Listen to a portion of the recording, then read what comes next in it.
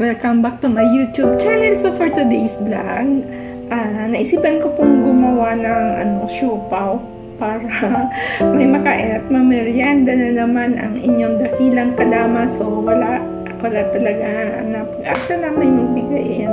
Yung mga ingredients ko ay kung ano lang yung nahingi ko sa mga kapitbahay. So yan, ito na po yung dough ko. Hindi ko na isa-isa saka na pag nakauwi na ako ng Pinas at nagmamadali lang talaga at busy nga na sa kapitbahay. So, ito po yung dough ko. Ito ay 3 cups na flour. Ito po naman ang aking bango chicken po. Parang asado ba? Asado. Ayan, mainit pa pala. Hindi pa ito pwedeng ipapulaman. So, kailangan malamig siya. Palamigin muna natin ito. Hindi ko kasi nahalo agad. Tapos, mayroon pa akong nahingi na egg. Ayan. Egg. At saka, ang kailangan ko is yung parchment paper. Kaso,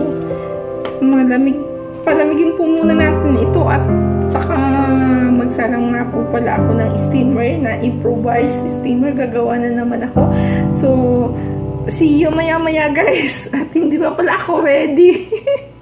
Meanwhile, so, ayan guys, naghuhugas ako ng kamay. Maglalagay tayo ng oil dito para hindi lumikit.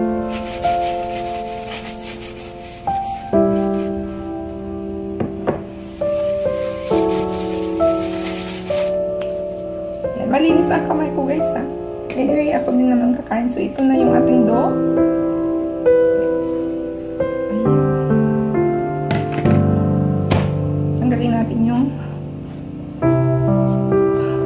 air. Tapos, hiwain natin kung 8, kung 12 ba. Tingnan natin kung ilan yung mahatian ko. Kasi bibigyan ko din yung mga nagbigay ng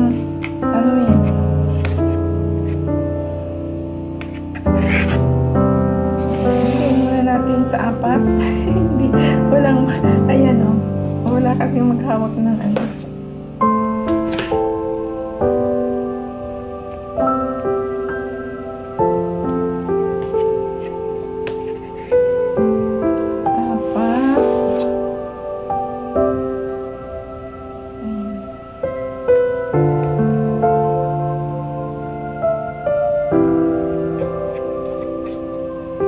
yung 3 cups na flour is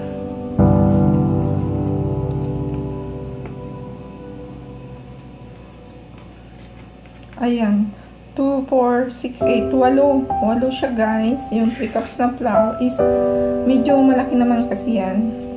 Kakakaya naman yan. Itong 4 na to is para na doon sa mga kapitbahay ko na nagbigay ng ingredients. 4 din yung sa akin. So, wait, papakita ko sa inyo. So, ayan guys, nakagawa ako ng 8 piraso na siopaw. So, ayan, itinaob ko na lang kasi for sure para hindi bumuka. Hindi ko kasi magawa yung marami kasing kalaman. So, mayroon pa nga natira. Ayan, pwede pa akong gumawa ng toasted siopaw pang bukas. So, ayan. Iniisip ko guys kung maglalagay ba ako ng sapin na sa baba kasi parang aabutin siya yata ng tubig. Parang gusto kong lagyan ng aluminum foil for sure. So, ayan siya guys. Hindi nagkasya. May natirang isa.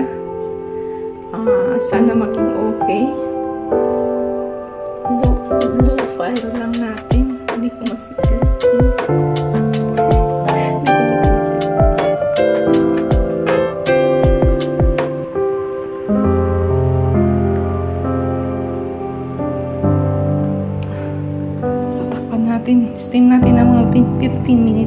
tingnan na natin siya. Para silipin natin, guys. Unang silip. Tada! Wow! Another 5 minutes. Ganda ng aking siopaw. Meron pang isa doon. Ano na? Guys, at kulang tayo ng gamit. Hindi alam kung paano ito makuha. So, inis. Ay, nako.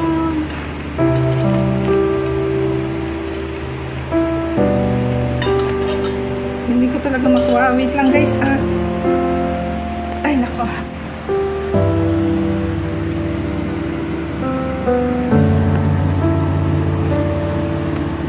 Madulas ang sahig.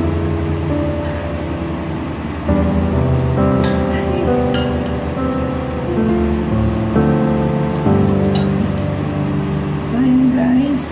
Ang aking siopaw.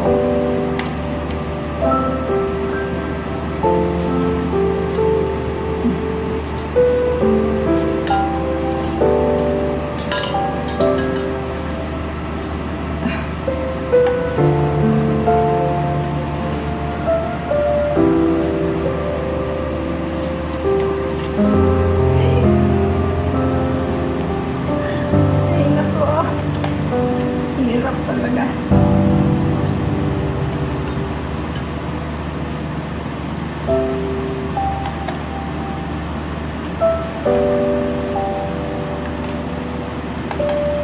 So, may natira pa akong isasalang ko na ito.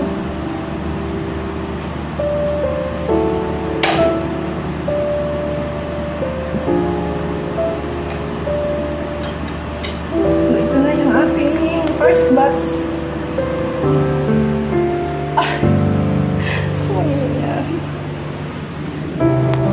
So, ito na siya. Tada! Sarap nito, guys. Tikman natin, guys.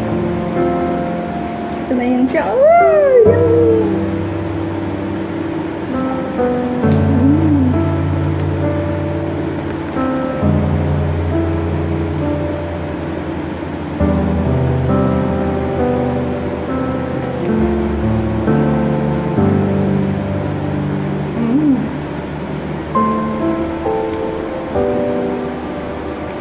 The best. Sarap talaga pagka homemade din this.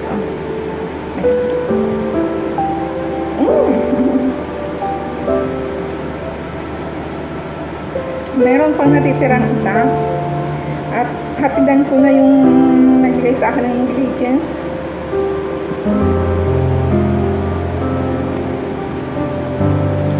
Thank you guys for watching. Love you all.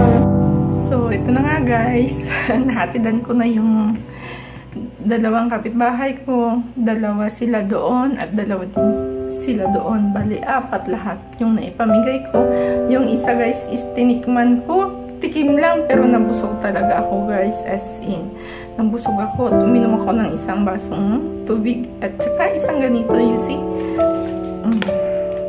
Ito yung 35 na yata sa Pilipinas yung ganitong size ng siopaw. So, ayan, depende pa kung anong palaman mo. Hindi ko talaga magawa yung nandito yung sinasarado kasi masyadong madami yung palaman.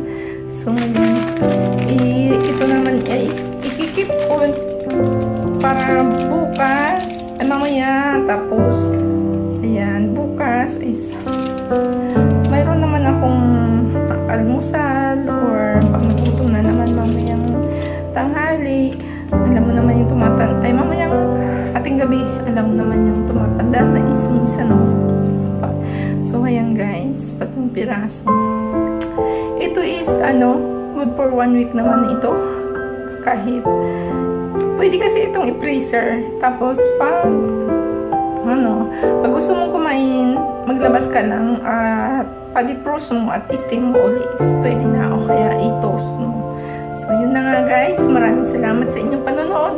Sa susunod po, pag nakauwi na ako ng Pilipinas at hindi na ako katulad dito na maraming asungot, is magagawa ko na ng magandang video yung aking lahat na niluluto. So, thank you guys for watching. I love you all. God bless!